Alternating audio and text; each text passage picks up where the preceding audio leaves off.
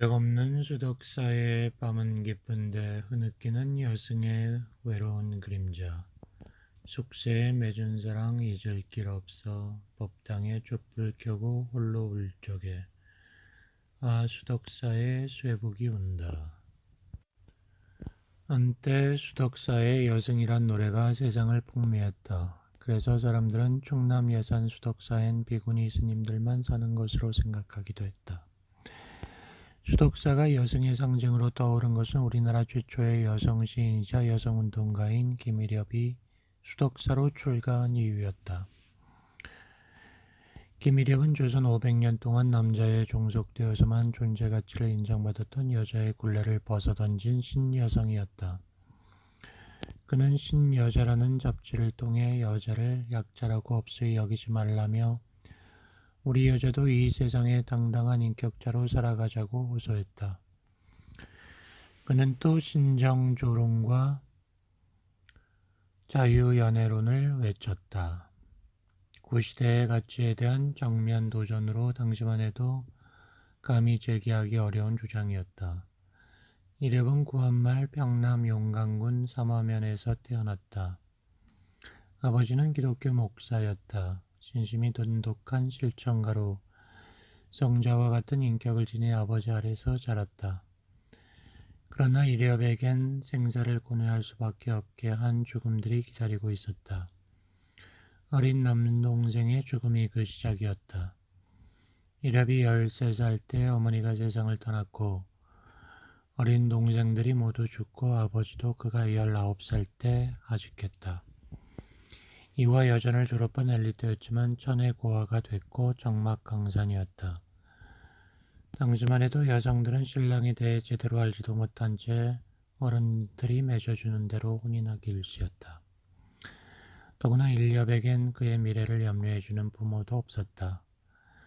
그런 가운데 일렵이 결혼한 남자는 다리가 없는 장애인으로 의족을 하고 있었는데 일렵은 이조차 모른 채 혼인을 했다. 결혼 이후에야 사실을 알게 된 일렵은 신뢰를 무너뜨린 결혼을 파기했다. 일렵의 여성 해방운동은 이처럼 부당하게 씌워진 굴레를 과감히 덜치고 일어난 자신의 경험과 무관치 않았다. 일본 도쿄로 유학을 갔는데 그곳에서 일본 명문가의 외교관 청년과 운명적 사랑을 한다. 하지만 청년의 집안에선 한국인 여성을 며느리로 들이는 것을 반대했고 인력도 조국을 유린한 일본인과 살면서 평생 죄책감을 감당할 자신이 없었다. 그래서 그는 홀로 귀국했다. 부녀 잡지 신여자를 창간해 편집인 겸 주간으로 개화기 여성운동을 이끈 것은 그 후다. 그런 이렵에게 삶을 근본적으로 바꿀 만남이 기다리고 있었다. 여성 문인 겸 여성운동가로 명성을 날리던 27살에 우연히 만공선사의 법문을 들었다. 그는 드디어 평생 자신을 따라다니던 삶과 죽음, 그리고 굴레에서 해방될 길이 여기 있음을 직시했다. 결심했다. 그 뒤 3년간 보통학교에서 교사 생활을 했지만 이미 그는 불법에 대한 귀의심으로 가슴이 뛰기 시작했다. 청춘을 태우던 연애와는 다른 근본적 울림이었다. 그가 출가 직전 쓴 시 당신은 나에게 무엇이 되었sap기에는 부처님과 스승만공이 그의 혼을 흔들었음을 보여준다. 당신은 나에게 무엇이 되었기에 살아서 이 몸도 죽어서 이 혼까지도 그만 다 바치고 싶어질까요? 보고 듣고 생각하는 온갖 좋은 건 모두 다 드려야만 하옵니까? 내 것 내 것 가려질 것 없고 조건이나 대가가 따져질 새 어디 있겠어요. 혼마저 합쳐진 한 몸이건만.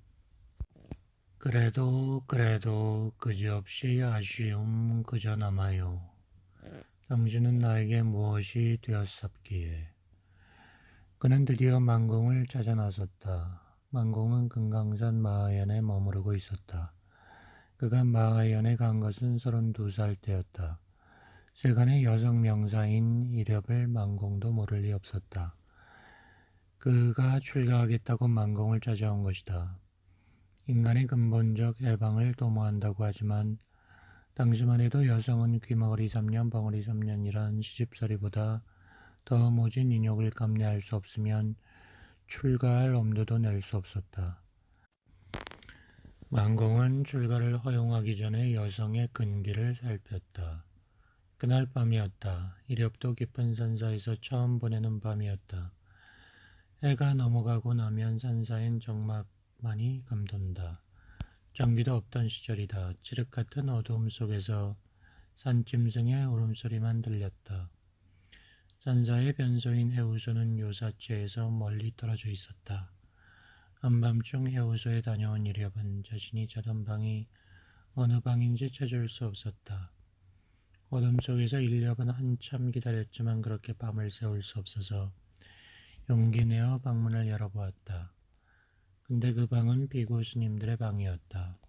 놀라서 얼른 문을 닫고 나와 한참을 기다리다 다시 다른 방문을 열어보니 역시 비구승 처소였다. 이력은 한밤중에 그렇게 한참을 헤맨 끝에 자기 방을 찾았다. 다음날 아침이었다. 법당에서 대중법회가 열렸다. 법상에 오른 만공이 이력을 가리켰다. 어젯밤 남자 생각이 나서 비구들이 자는 방을 이곳저곳 기웃거리니가 바로 저 처자올시다. 만공은 이력을 조롱거리로 삼아버렸다.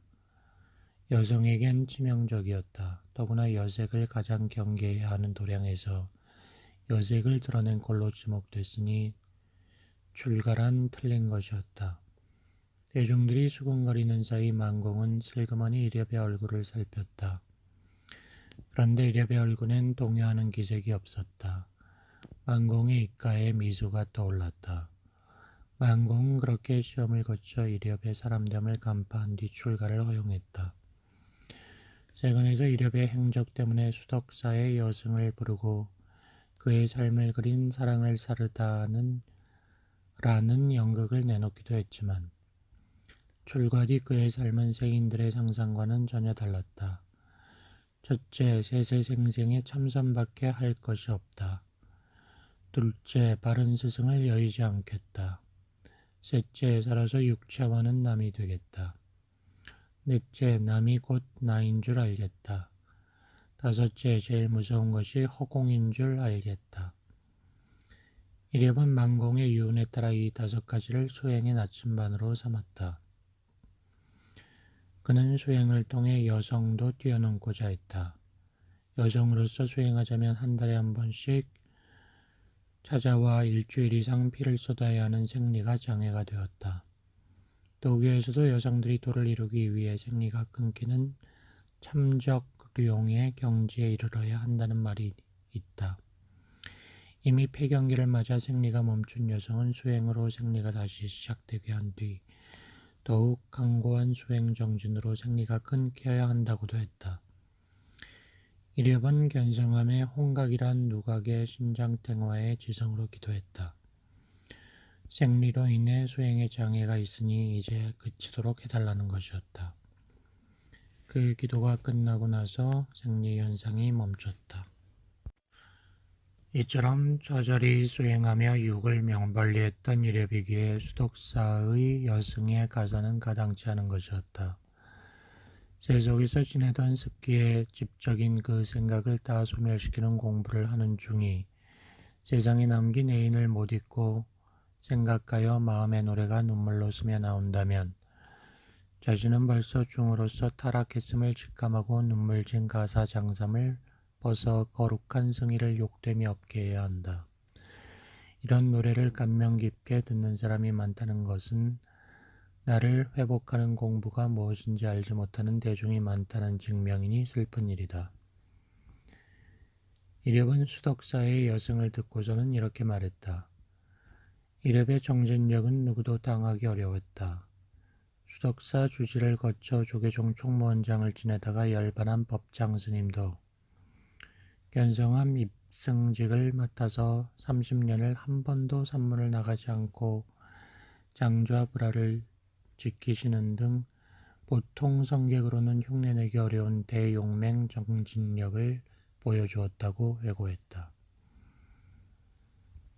내가 나를 버려두고 남만 따라 헤맸노라. 이리압은 처절한 정신 끝에 자성을 발견하고 여장부의 사자후를 토했다. 만공도 이를 인가에 100년 이렵이라는 법보를 주었다. 100년이란 진흙 속에 있으면서 한 티끌도 속진에 물들지 않는다. 이렵은 배포가 걷고 자비로웠다. 수덕사 일주문 인근 소나무 숲을 지나 대나무 숲길을 들어가니 다나한 기왓집 환희대가 나온다. 인렵이 64살 때부터 75살이 열반할 때까지 거처하던 곳이다. 환희대에서 인렵의 손상좌인 월송 스님이 맡는다. 1960년대 견성암 선원의 건립기금을 마련하기 위해 국립극장에 올린 연극 2차돈의 4에서 2차돈 역을 맡기도 했던 성객이다. 이미 회갑을 맞은 나이지만 단정하고 꼿꼿한 모습이 스승을 닮은 듯하다. 월송의 스승 경희 스님은 평생 은사인 이렵을 시봉했다. 어른을 모시는 동안 뒷전에서 마냥 즐거운 명절을 살았답니다. 이렵이 열반한 뒤 경희는 이렇게 회고했다. 경희의 말대로 환희되는 이렵이 간지 30년이 넘어도 환희롭기만 하다. 늘 인기 스타처럼 화제를 몰고 다녔던 이렵이 기차 안에서 겪었던 일화를 월송이 들려준다. 기차를 타고 가는데 기차 안에서 한 남자가 책을 팔고 있었다. 이렵에 대한 책이었다. 그러면서 자신이 수덕사의 이렵 스님이 출가 전에 나왔던 사생아라고 말하는 것이었다. 함께 가던 스님들이 분노가 치밀어 혼내주려 하자 이렵 스님은 이렵이라는 이름이 뭐가 대수냐. 이런 이름 아무리 욕을 한다고 해도 상관없는 일이다. 그러니 이런 이름 좀 팔아서 누가 밥을 먹고 살 수 있으면 다행이지 뭘 그러냐고 했다는 것이다. 그래서 입 바른 소리를 잘하는 춘성선사는 이렵을 이렇게 평했다. 누구에게나 연인다웁게 늘 우아미의 자태를 보인 이렵 스님은 도반이라기보다는 내 마음의 임이었다. 스님의 탁월한 인격은 아느니만 안다. 하지만 세속의 길과 출가자의 길은 달랐다. 이럽의 만리한 병석에 그에게 한 일본인 노신사가 찾아왔다고 한다. 노신사는 손수건을 꺼내 누운 인렵의 손에 덮고는 가만히 그 위에 손을 얹고 몇 방울의 눈물을 떨어뜨리고는 되돌아갔다. 인렵과 헤어진 뒤 평생 독신으로 살았던 옛 임이었다. 또 언젠가는 인렵과 일본인 사이에 태어난 아들이라는 김태신이 찾아왔다. 그는 아버지의 친구인 양부모에게 맡겨져 걷다고 했다. 그가 그리움에 사무쳐 찾아와 눈물을 쏟자 이렵은 울음을 그쳐라. 여기는 산중의 절이다. 절에 왔으면 잘픈 풍속과 예절을 지켜야 한다. 우선 나에게 다시는 어머니라고 불러서도 안 되고 스님이라 해야 한다. 라고 구중했다. 김태신은 인렵의 친구 나혜석이 살던 수덕사 일주문 아래 수덕 여관에 머물며 어린 어머니에 대한 그리움을 달랬다는 소설 같은 얘기가 있다. 그런 이렵은 1971년 정월 홀로 열반에 들었다. 그가 세연을 단절한 서리팔처럼 추운 밤이었다. 그리고 그가 모두를 아는 따뜻한 봄처럼 눈 쌓인 산사에서였다. 그 밤 방에 들어온 제자는 스승을 잃은 슬픔에 억장이 무너지는 가운데에서도 환희를 맛보지 않을 수 없었다. 이렵의 입가에 관세음보살 같은 미소가 있었다. 덕숭산 호랑이 벽조 선사는 달려와 이를 보고 그것 봐라 너희 스님은 자유자재하지 않았느냐고 기뻐 소리쳤다. 어찌 서리빨과 따뜻함, 결혼과 이혼처럼 그 현상만으로 법계까지 재단할 것인가? 영육을 초월한 허공계의 사랑인가? 환희대를 나오니 속세의 티끌조차 환희롭지 않은가?